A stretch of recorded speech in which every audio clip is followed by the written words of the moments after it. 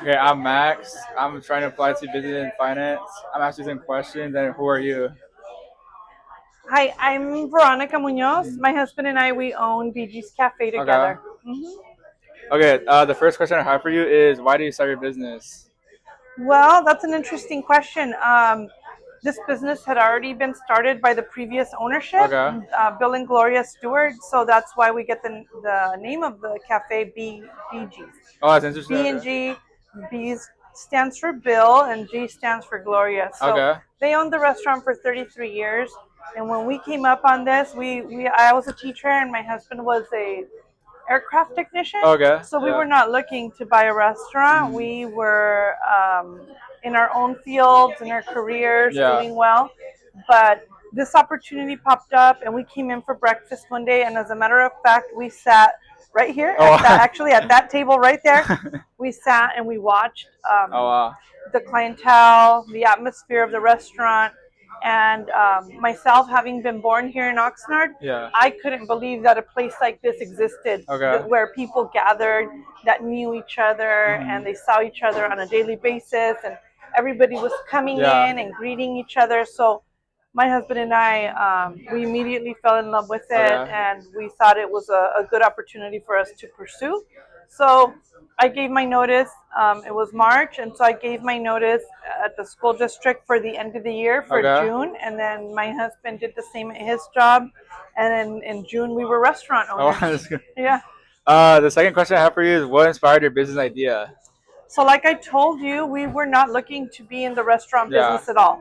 So, that was not a part of our plan. I was inspired to be a teacher, that was my vocation. My husband loves airplanes to this day, that's his Okay. passion. So, what inspired us to do this? I think it was the community atmosphere. But in a restaurant, I think food is one of the Yeah, essential definitely. Yeah. components. And so when my husband went to school in Oklahoma for the Okay. aviation training, um, his part-time job was at a restaurant chain. Oh wow. And Okay. he while he was there for 3 years in Oklahoma, he got to work all the positions in that restaurant. Okay. And by the end of the time he was there, he was offered a management position. Oh But wow. it was his time to, he graduated and it was his time to come back to Yeah. California. So he couldn't move forward with that. And, and still, he wanted to Yeah. pursue what he had studied. So when this came about, he felt like, hey, I know how to run this. Yeah. And then more importantly, my husband is an amazing chef. Okay. Yeah, he cooks. He can cook anything Okay. at all. So in that regard, I was very confident. Here we go. Because one of the things that inspires a restaurant is the food, right? Yeah, That's the definitely. first Yeah. thing you think about. Yeah. It's actually a lot more management, but the food is a huge component. It has to be good, Yeah. and on that end, we were really confident about. Okay. And I'm not a bad cook myself, Yeah. so we collaborate. We work together on a lot of the creations Okay. here. Yeah. So what is it that you do? Like, so he Uh-huh. cooks and you. So yeah, he's mainly been running the kitchen and cooking, executing, all the recipes and all that stuff. And I'm out here on the floor, and it's Okay. kind of the model that Bill and Gloria left us. So Bill was the cook, and Oh, Gloria, that's yeah, interesting. that's how Okay. they worked it too. And Gloria was Oh out on the wow. floor, and so they trained us for Yeah. a couple years. I'm sorry, a couple weeks, Okay. and then and That's then very we were on interesting. our own. So that's the model they left us with. And my husband now is out here more, Okay. so he does more management on the floor as well, Okay. because family calls, right? I have Yeah, three little definitely. girls, and so sometimes I'm taking over. Yeah. I have to take some time for them as well. And so we do everything. I don't step into the kitchen as much, Okay. but he does. He can fill in any position, That's very and of course good. and create like new meals, new Yeah. Third question I have for you is, what was the biggest challenge when you started? The biggest challenges, even though my husband had experience in the Yeah. restaurant business, it was learning to manage. Manage? I would say management, employee Employee? management would be the biggest challenge, and then so we have never had any trouble with our food. Our food Okay. is good, and whether we make a small batch or a big batch, that it has never been a challenge. But The challenge sometimes has been is how to get it out of the kitchen in a timely manner. So there's a lot of like tips of the Okay. tricks of the trade Yeah. that we didn't have as much. My husband a little bit more, Okay. but there's just a lot of that maybe wasn't in our back pocket. The restaurant that my husband worked at was a chain, so all the Okay. food came in almost prepared, and so everything here is made fresh Yeah, from that's scratch. good though. That's very From good. we have our own recipes. Everything's made from scratch. We source all of our produce. We try to get as much as we can local. Our produce company also knows that if we can ever get organic, we try That's very good. Yeah. and put in organic whenever we can.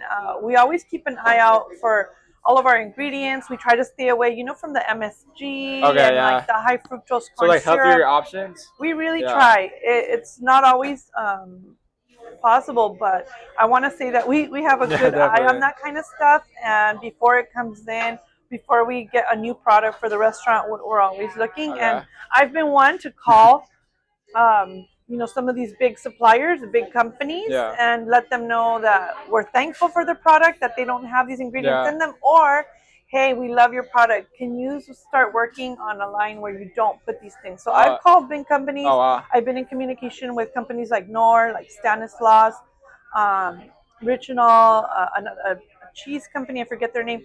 But over the years, I think it's really important for them to know that, down here on the ground level, we are also looking at that. Definitely. Yeah. The next question is, how did you raise your money to start? So I was teaching. My husband was an aircraft. We had just gotten married. Oh, We okay. were only 1 year into our marriage, so we didn't have a lot of money to start. So what happened in this situation is that the restaurant was for sale Okay. together with the building, and my dad purchased it because Oh he wow. he sold something and needed to purchase something else.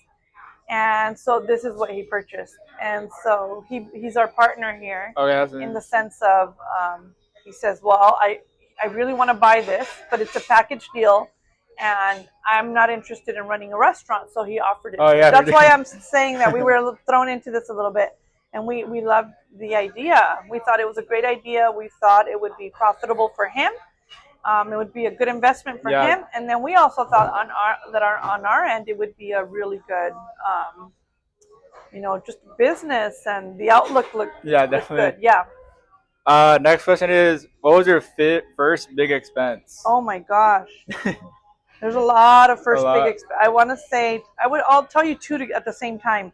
We had a refrigerator breakdown, and that Oh that wow. was our first eye-opening, jaw-dropping experience in the restaurant business. I think it was $5,000 or $6,000. 5, 6 times. Wow. And and then our first payroll Uh. week came up, and that was another, back then, Yeah, five yeah. $6,000. It was a 20 years lot. ago it was a lot. Now it's way way Yeah, way more than definitely. that. But it when all of that came together, yeah, that was 20 years ago. It seemed Yeah, it was a like it lot of was a lot of money. money. Now Yeah, it's like on a weekly basis that goes out in just produce and stuff. But definitely. yeah. Next question: how do you track your business finances? So we have a register. We here it's a smaller restaurant, so we only have one register. Okay. We have one merchant system. So I mean, the nitty gritty with that, we get our totals from there. Okay. So one Keep person. so from the all the money, all the cash goes into the register. And it's a very simple operation Yeah. here, and then all of our credit cards are processed by the merchant company. Okay. End of the day, we batch out. We know our totals, and same with the cash. Obviously, I still have to go through all of the server Yeah. tickets and just make sure that we're On adding up. level. Yeah, Okay. that the server tickets that came in for X amount Yeah. is the same amount of Okay. what came in. But this is a very rudimentary operation. Bigger restaurants rely. Right now, we're in transition, possibly into a POS system. Okay. So there'd be better tracking, certainly of the server tickets and all of that. Okay. At the moment, that's how we do it. What financial mistake taught you the most? Hmm. Financial mistake. I would say, let's see. I would say that an ongoing financial mistake for us and for any business is not doing a continual analysis of your business Yeah. and reevaluating where you need to add or cut corners. Do you Okay. need to add to marketing? Do I need to Oh, okay. cut Yeah. dishwasher? I have 3 dishwashers. Do I need Yeah. 2? Do I need 3? Do I need to add more support on the floor so that customers feel, Yeah. more welcome It's like and long better? term. It's like long term. No, this is every day. So Oh, every I day. would say that any business that's in business Mhm. on a regular basis has to be continually doing these analysis. So like at the end of the month, it's very easy to see, okay, where did all my money Yeah. go? And then you try and track, like, am I making, so you're asking about a mistake. Yeah, And so that definitely. is a question that Yeah. am I making a mistake by spending so much in Yeah. this area? Am I making a mistake of spending so little in this area? Yeah. Yeah. And so that is a question that we ask ourselves. I want to say every day, Every and for day. sure every month. And you're all, we're constantly adjusting. Yeah. And if we didn't, we would go under very, very quickly, because in this business, in the restaurant business, our profit margin, I don't know if you read about Yeah, I've restaurants, definitely but heard of that. Yeah. very, very small profit margin. And in a couple months, if you don't pay attention to these things, you could go under really quickly. For instance, let's just say that, yeah, I'm the owner, I'm walking around, because there's a lot of restaurant owners that are not Yeah. at their place of business, right? They own multiple restaurants. Let's say I wasn't paying attention to the price of eggs last year or earlier this year, Yeah. and eggs are coming in as usual. Well, eggs about tripled, Oh, wow. and they ate up a significant chunk of our profits. Just, and as I already told you, it's very Yeah. little. And when that ate that up, when we have to start tapping into savings and stuff like that, it's a big problem. Yeah. So I think you have to constantly be reevaluating. So when that happened, when the egg crisis happened, we also had to adjust a little bit. We had to adjust how we worked with our eggs in the kitchen a little bit, because that was honestly unsustainable. Yeah, that if the prices would have continued there, I think we would be out of business. Wow. Yeah. How do you decide how much to pay yourself or save? So that's a good one. The restaurant has to have its own savings. Okay. So this business entity, we're a corporation. Okay. So my husband and I get paychecks. Before we didn't. It was just the Oh, profit. different? Oh, wow. Yeah. So before we were, right now we're an S corp, Okay. and before we were just a privately owned business. And so at the end of the month, whatever's left over, right, is our profit, Yeah. and that was for us. We wanted to get away from that model because it's tricky. Yeah. All we saw were the profits. And then sometimes you have to make adjustments to your accounting later, and you find out that that wasn't really the profit. Yeah. And so we wanted to get away from that, and we wanted the restaurant to have its own savings, so that we could those adjustments can be made, and there wouldn't be problems. Oh, of course.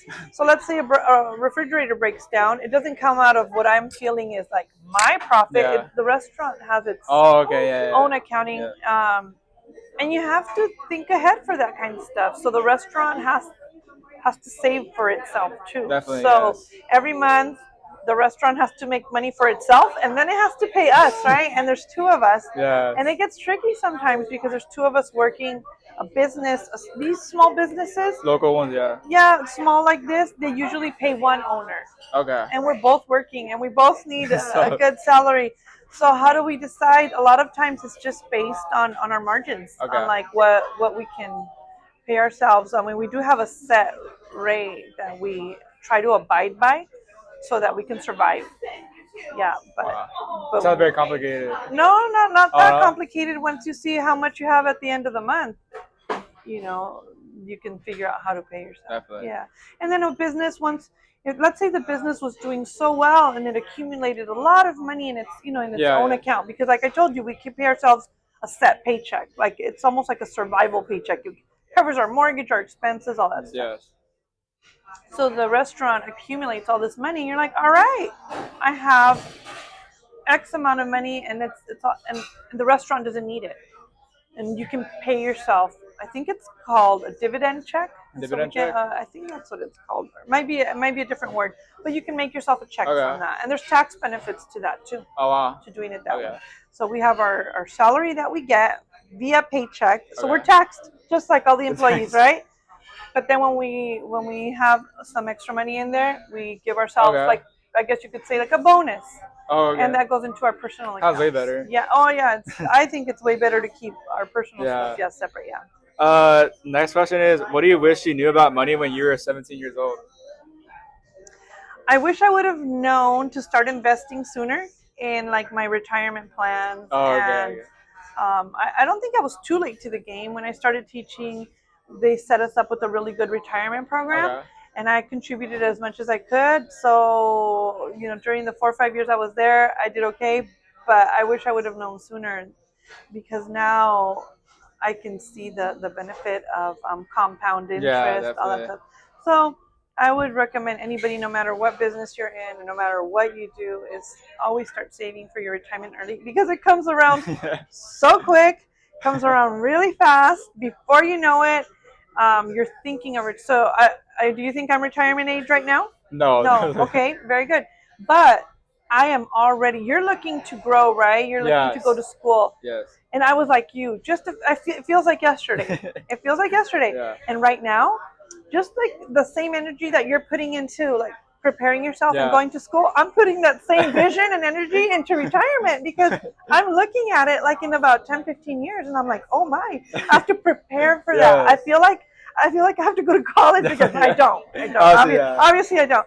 But yeah, so there's a point in your life when all of a sudden your perspective will change, and you maybe would already be working in your industry 20, 30 years, but Definitely. then all of a sudden things change, and now you're looking to retirement, and it doesn't happen overnight. Yeah, you have to be ready for it. The last question I have for you is, what advice would you give a high schooler who wants to run a business? Wow. It's a good question.